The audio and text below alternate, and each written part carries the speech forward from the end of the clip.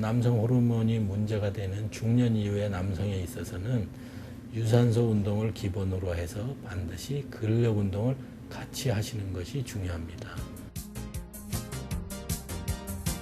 실제 지난 2003년 유럽 생리학 저널에 따르면 8명의 남자에게 21주 동안 근력 운동을 시킨 결과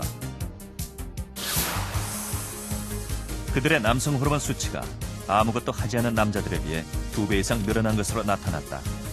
그만큼 근력 운동의 효과가 높다는 것이다. 가장 이상적인 것은 약제를 안 쓰고 스스로의 운동이나 스스로의 노력으로 호르몬이 떨어지는 것을 방지하는 것이 좋겠죠.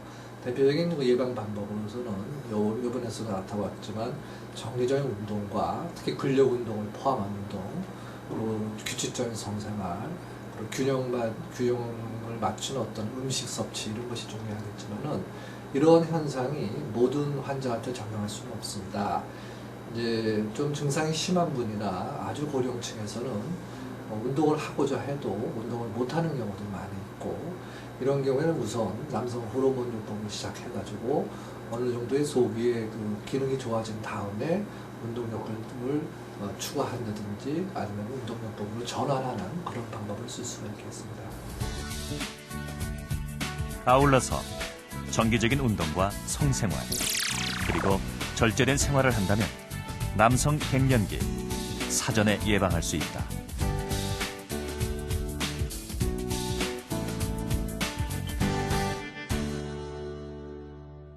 팔 주간의 치료 결과 남성 호르몬, 운동 치료 모두 갱년기 증상을 완화시키는 데 좋은 효과가 있었습니다.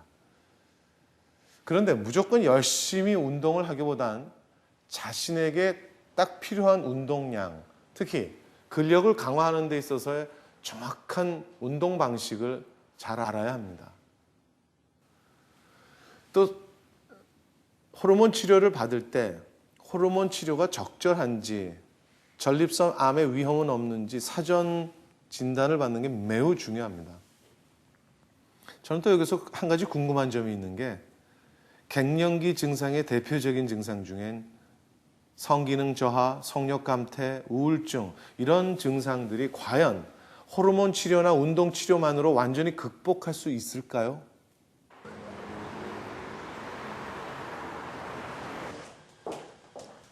갱년기 증상을 겪으면서 다툼이 잦았던 이인웅 씨 부부.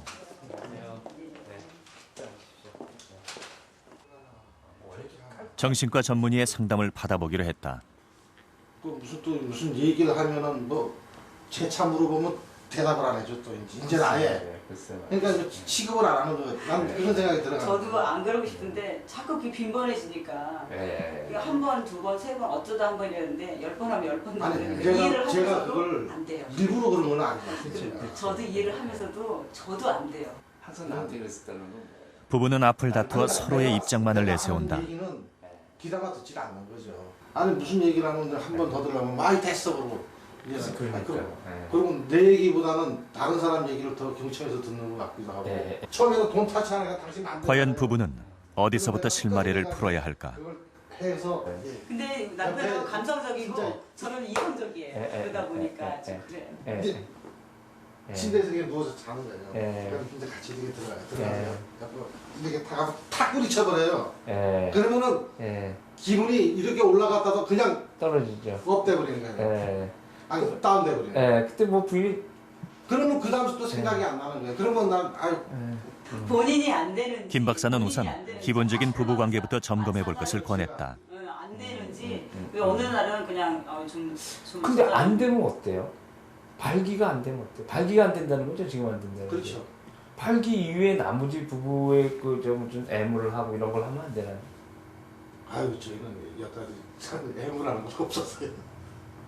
그런 걸 해본 적, 그러니까 부인도 그건 싫어하니까 이러면서 안고 토닥거리고 그 스킨십하고 이런 부분들. 좋죠. 저는 좋아하죠. 좋아한다.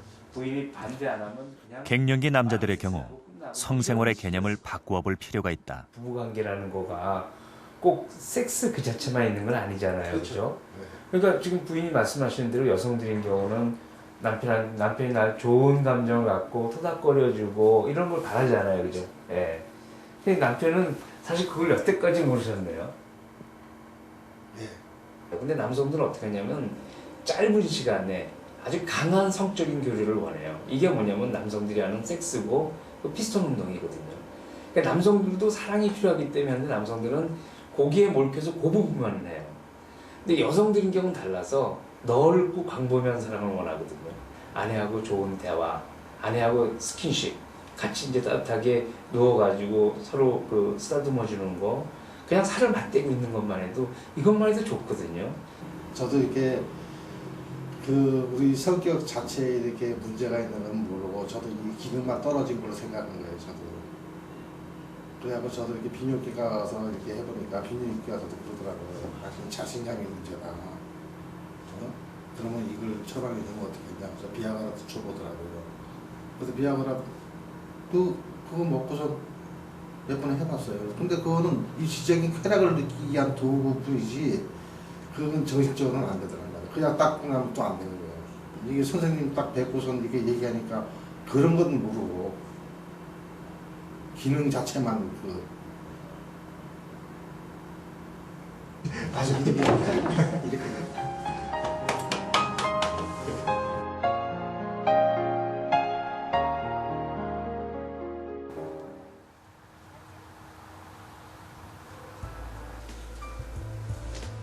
올해 63살의 페어차일드시 부부. 얼마 전 부부는 큰 위기를 겪었다.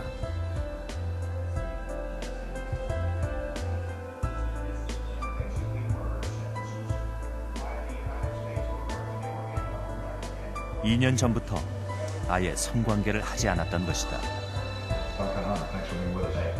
처음엔 대학원에 다니는 바쁜 아내를 배려하기 위해서였다. 그런데 시간이 지나면서 성욕도 떨어지고 부부 사이도 완전히 멀어졌다.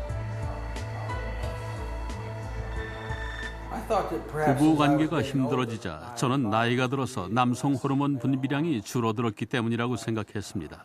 하지만 기능상으로는 아무런 이상이 없었습니다. 문제는 제가 성관계 전에 분위기를 좋게 만들기 위한 애무의 중요성을 잘 알지 못했다는 데 있었습니다. 저는 저한테 문제가 있는 것 같아 걱정이 됐습니다. 더 이상 제가 매력이 없어서 남편이 제게 관심이 없는 건 아닐까. 잘못이 모두 저한테 있는 것만 같아서 걱정이 많이 되었습니다.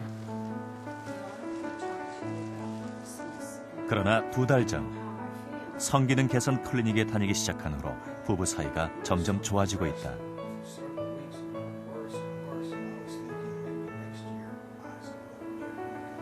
병원에서는 스킨십을 권했다.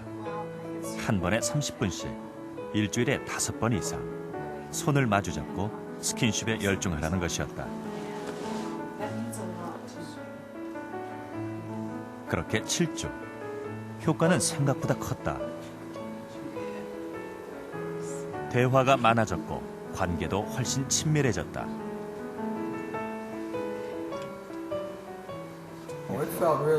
느낌이 아주 좋았습니다. 서로 그렇게 만지지 않은 지가 아주 오래되었는데 막상 서로 쓰다듬자 느낌이 아주 좋았습니다. 스킨십의 의미를 알게 되면서 서로가 좀 더 짙은 내물을 할 수 있게 되어 정말 기뻤습니다. 서로에게 집중하는 시간이 많아지자 자연스럽게 성관계도 다시 시작하게 됐다.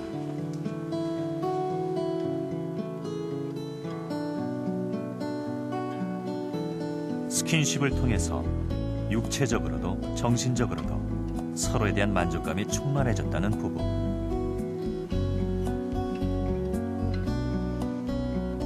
부부에겐 새로운 결혼 생활이 시작됐다.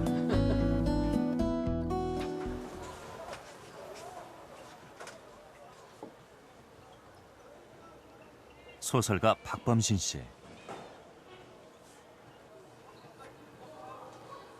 올해로 62살인 그도 한때 갱년기를 겪었다. 그는 갱년기 남자들을 가장 불안한 세대라고 말한다.